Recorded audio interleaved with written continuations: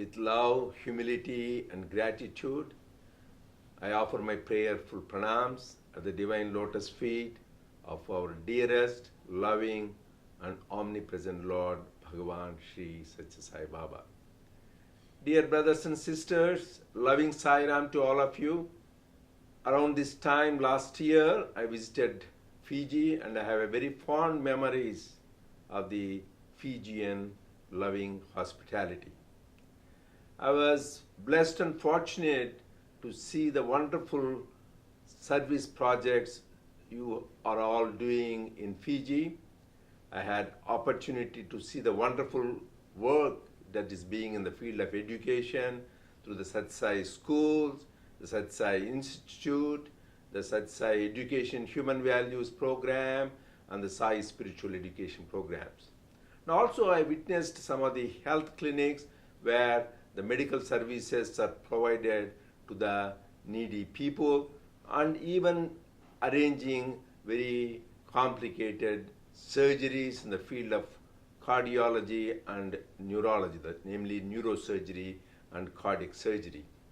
And also I saw the various service projects like providing the books, providing the food to the local disadvantaged and needy communities. Really, I congratulate you for all this selfless and loving service. And also I was happy to visit the Satsai school and participate in their presentations and see the wonderful cultural programs and the presentations done by these nice little children. And I really congratulate the teachers, the parents, the educators, and the administrations for the wonderful setup they have in inculcating the value-based education.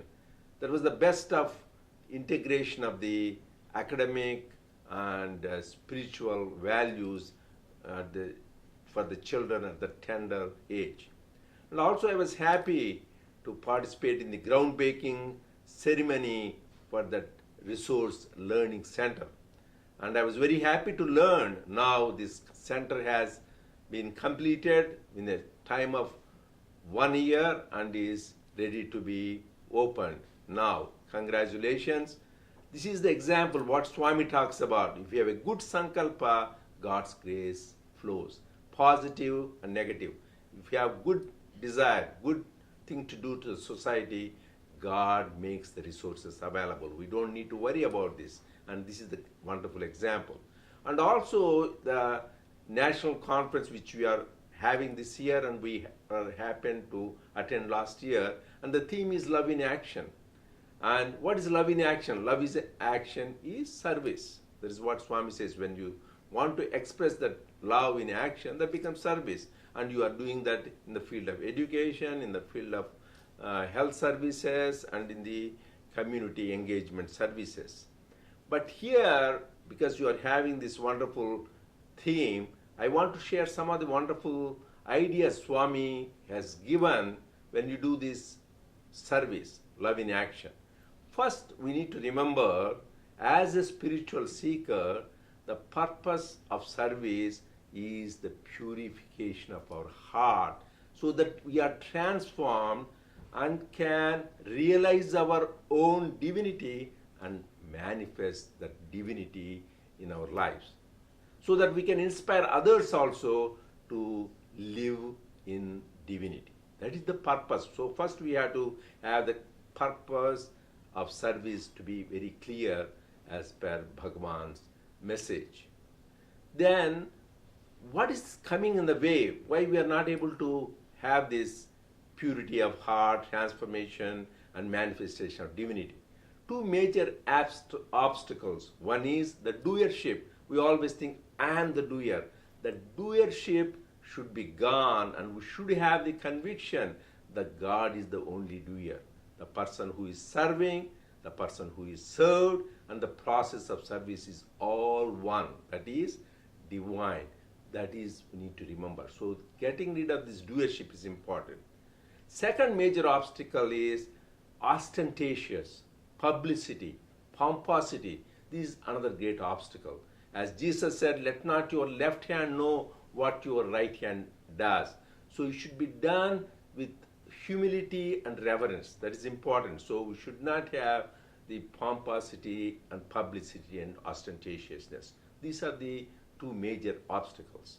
Then what are the qualities we should develop so that this really the service becomes a tool for the realization of God?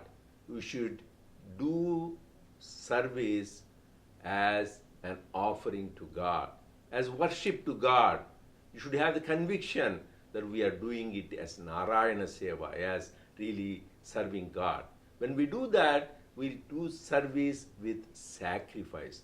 There is no service, real spiritual practice, if there is no sacrifice. What do you sacrifice? We sacrifice our time. We spend time for the needy. We sacrifice our energy, sacrifice our money, our talent. All these are used for God. That is why when you do that, what did Jesus say? When you serve the least of your brethren, you are serving me. So when we do these resources for God, really God is pleased. So that is why we need to serve that. But the highest sacrifice, yes, we can sacrifice our time, energy, talent, money for the service of the needy people. But the ultimate sacrifice, which Swami says, as spiritual seeker we should remember, is sacrificing our negative thought, bad thought.